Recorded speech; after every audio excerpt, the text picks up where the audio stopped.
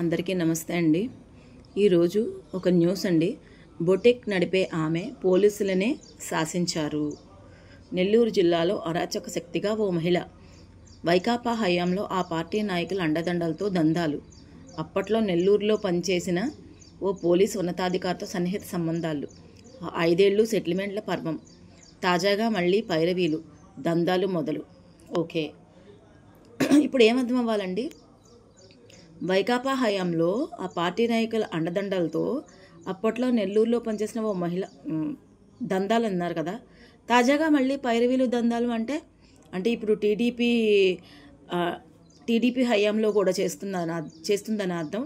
అంటే టీడీపీ వాళ్ళు కూడా సపోర్ట్ చేస్తున్నారన్న అర్థం. ఇప్పుడు ఇలాంటి వాళ్ళని తీసుకెళ్ళి శిక్ష విధించాలి. ఇలాంటి వాళ్ళు ఎంతమంది ఉన్నారో కనిపెట్టాలి. ఉమెన్ ఓకే, ఒక లేడీ ఇలా చేస్తుంది, మరి పురుషులు, మగవాళ్ళు చేసేది దందాలు పల్లెటూరులో చేసేస్తున్నారండి. దందాలు, ఇసుక దందాలు, మట్టి దందాలు అవి కనిపించట్లేదా? ఆ దందాలు చేసే వాళ్ళతో నాయకులు కూడా కుమ్మక్క అయిపోతున్నారు. ఇది సమాజం, నేటి ప్రభుత్వాలు. ఆ ప్రభుత్వమైనా, ఈ ప్రభుత్వమైనా, ఏ ప్రభుత్వమైనా ఇదే చేసేది.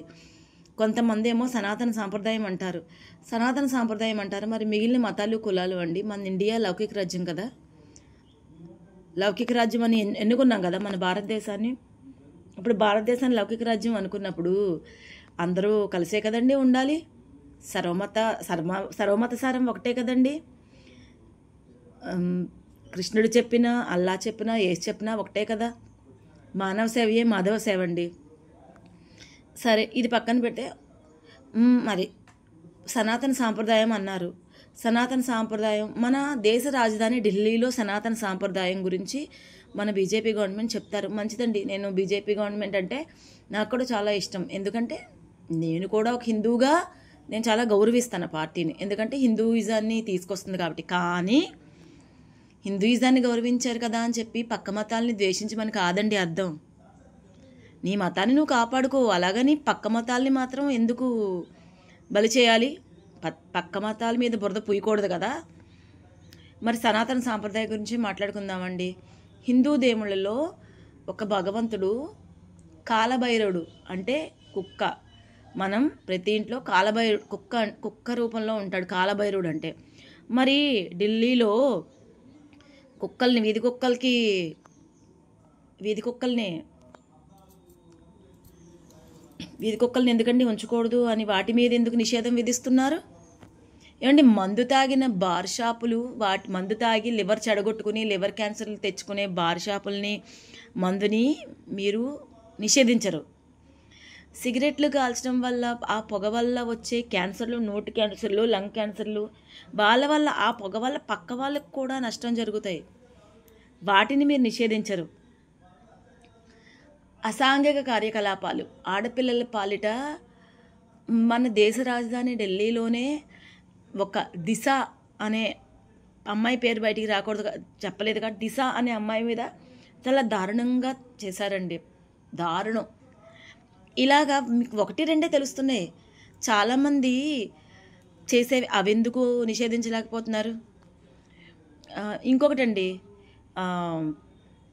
మత పెద్దలు అని చెప్పుకుంటూ అసాంఘిక కార్యకలాపాలకి పాటుపడుతున్నారండి.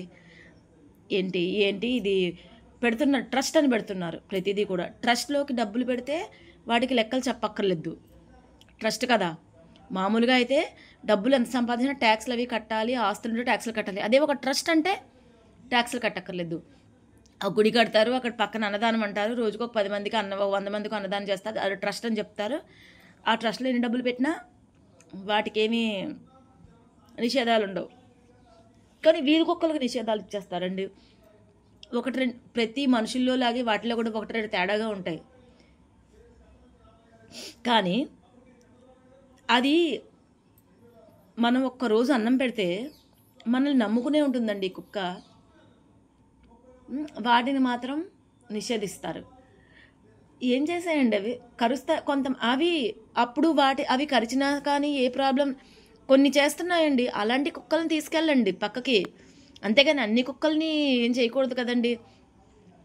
ఇప్పుడు అవి ఎందుకంటే అలా తయారవుతాయి? ఎవరో ఒకరు వాళ్ళని సడన్గా తొక్కించుకుని వెళ్ళడం, బైకులు నడిపే వాళ్ళు వాటిని తొక్కించుకెళ్ళడం వల్ల అవి అగ్రెసివ్గా మారుతాయి. ఏం సార్, రాజధాని ప్రాంతం కాలుష్యంలో ఫస్ట్ ప్లేస్ తీసుకుంటుంది. మరి అదెందుకు కాలుష్యం నిషేధించలేకపోతున్నారు? కారు లేని వాళ్ళు ఎవరున్నారండి ఇప్పుడు?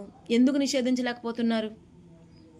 ఇంతవరకే నడపాలని నిషేధించలేకపోతున్నారు. ట్రాఫిక్ని ఎందుకు నిషేధించలేకపోతున్నారు? బయట హోటల్స్లో ఫుడ్ని ఎంత వేస్ట్ చేస్తున్నారో తెలుసా?